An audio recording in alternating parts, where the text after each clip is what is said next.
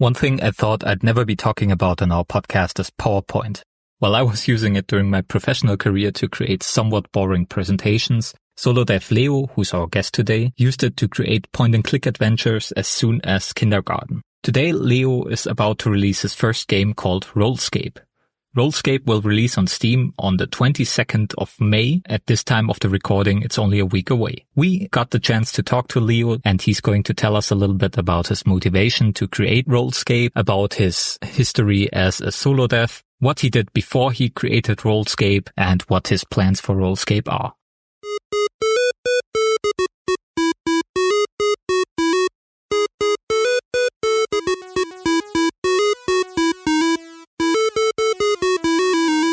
Hi, Leo. Thank you so much for being on the show. Nice to have you here.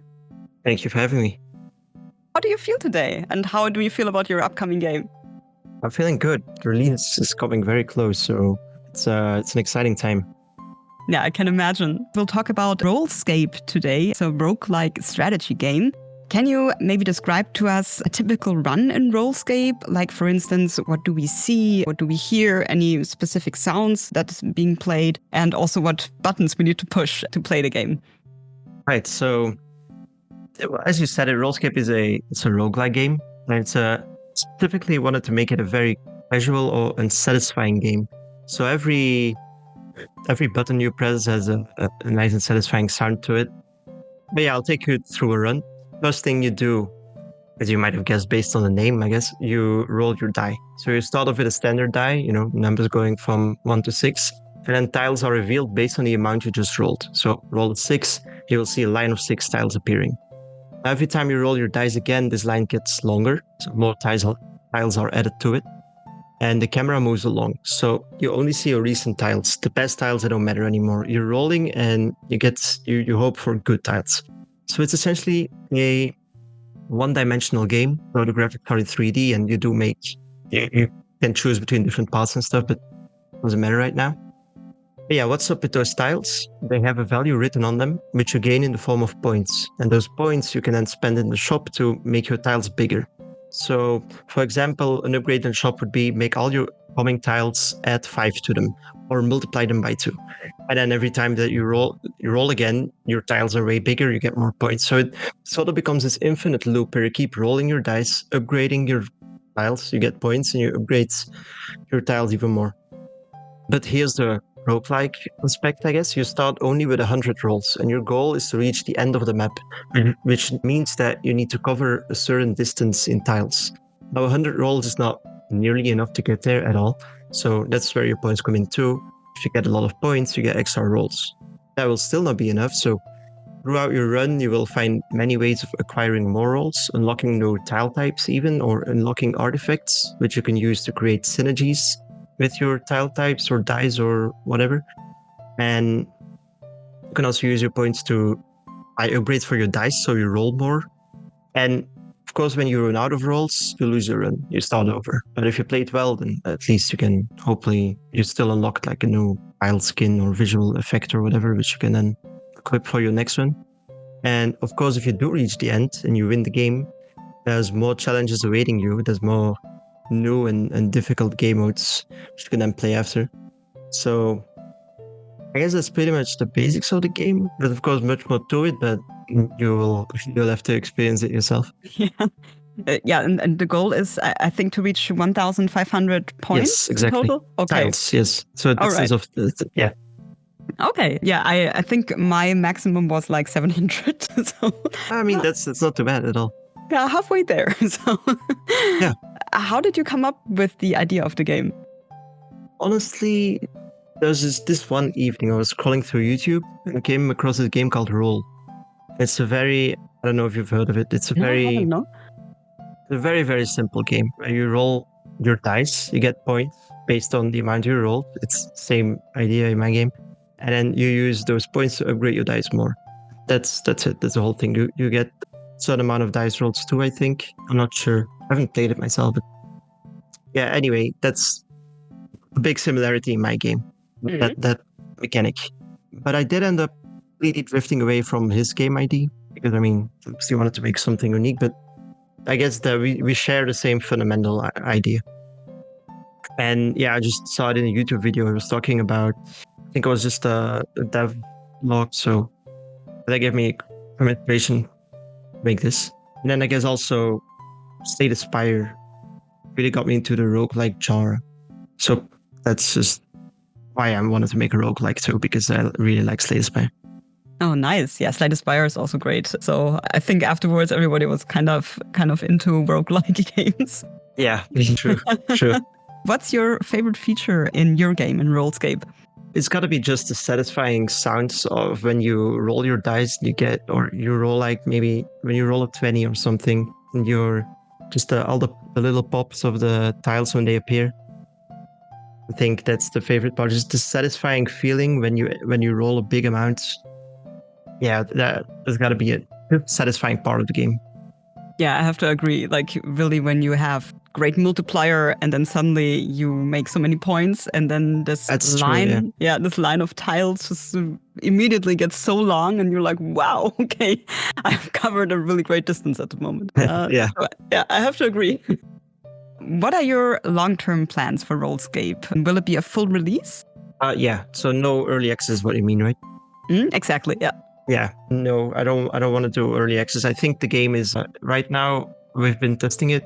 I mean, I've just sent it to a bunch of friends and we've been testing it for a few weeks, maybe a month. And I just like the state of the game where it's at now. I think it's a complete game. I am planning on adding some more content and stuff, but I don't think there would have to be in early access for that. It's just I can always add more. Mm-hmm. Can you already tell us a bit more what add-ons you want to do? Yeah, so more locations, more artifacts, which I guess if you haven't played the game, it doesn't make that much sense, but more ways to create synergies would be a good description. And then also I want to make a leaderboard. So people can see who got the most distance or who got the highest tile value or whatever.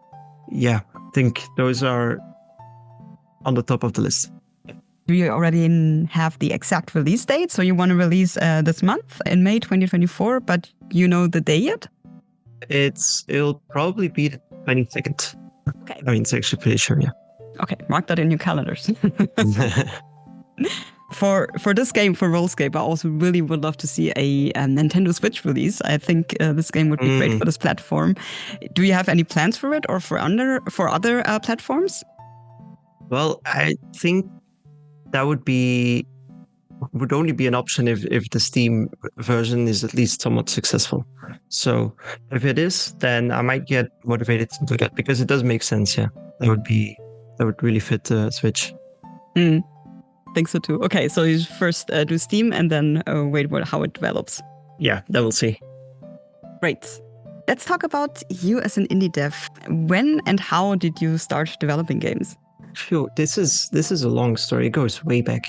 I think I started in kindergarten making games in PowerPoint, which is actually possible because there's this feature where if you hover over an element, then you get redirected to a different slide. So I would just put a bunch of objects like squares and stuff on the screen.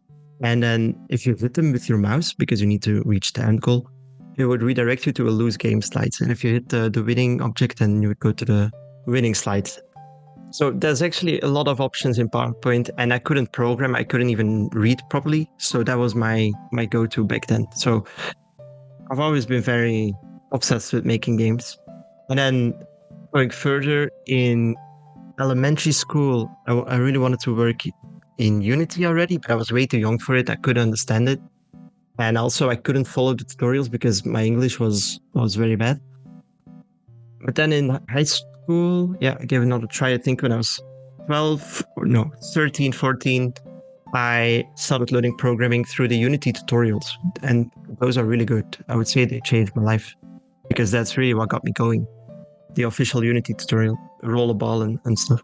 So yeah, then I published I was really into chemistry. So I published a software with a friend of mine in Unity, and we put it on Steam, which it's called Quantum Engine. It's not really a game. It's sort of a tool to help you learn about chemistry.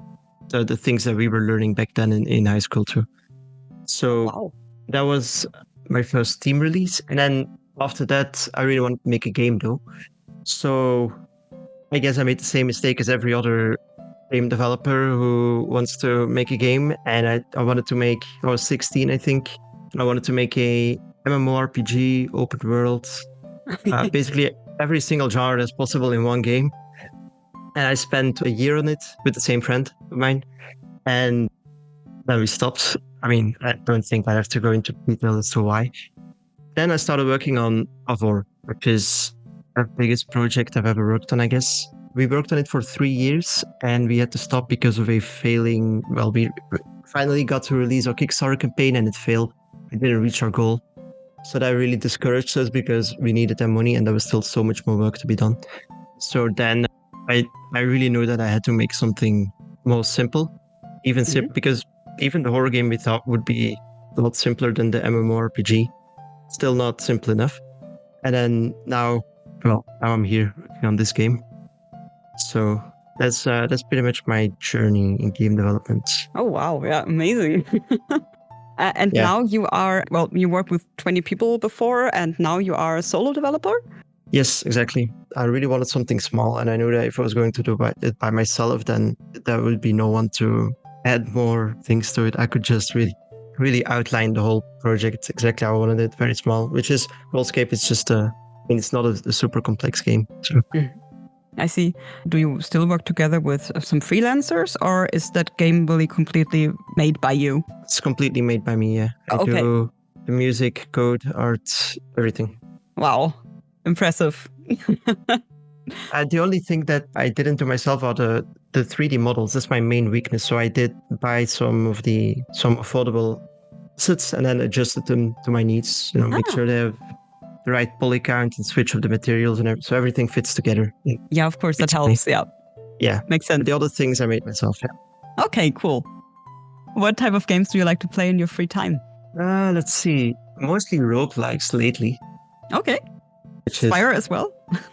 Yeah, not playing Slay the Spire as much anymore, but I used to play it a lot. I got really far in the game. And then Hades. I'm just exploring all the typical roguelikes right now. Nice. Yeah. So these games, did they also inspire you or are there other games which inspire you in your work? No, definitely these roguelikes have been inspiring me a lot. Let me see, maybe from games that I used to play. I used to play a lot of Dota 2. Okay. I don't see any resemblance with the games that I'm making, so not sure. Did you play Dota professionally or just for fun? No, just for fun. Yeah. Okay, nice. Yeah, I don't know. I think most of my inspiration comes from the roguelikes that I'm playing right now. Yeah. I see. Yeah. Yeah, Slay the Spire and Hades is also 2 games which, I played a lot. Yeah. Also looking forward for Hades 2. And Slay the Spire too. And Slay the Spire too, right. Also coming up. Yeah. Crazy. Yeah, I would have never thought. Yeah, I can't work anymore. I have to play these games. Quickly talking about you yourself as a solo dev and also where you're based and where you're getting support from. So is anybody, I don't know, publishers or if there's funding or something like that or community, is there anybody who is helping you and supporting you? Not really, no. As I said, I'm doing it all by myself, all the assets. So don't have any financial support, which is mostly annoying when you're trying to do marketing. My game is very difficult to explain. I had to say a lot to really explain everything. And it's a new concept, it's a new idea. So when people see my trailer, they leave very confused, unfortunately, most of the time, is what I've heard. But I can't come up with a good way to better explain the game in the trailer. So it's annoying. If I had a budget, I would use it for marketing. So also, the thing is, if you actually play the game for just 1 minute, you'll immediately understand the idea. Or at least, I don't know, if you had that experience. Yeah. Did you think it was difficult to grasp or? No, if you start playing, then you immediately get or understand what's going on. I just the first minute or two, I had to look because you have several numbers, several points, and also the shop you need to look out for. So you're kind of just first trying to understand which number gets higher when. So how does this work? You also have this energy bar.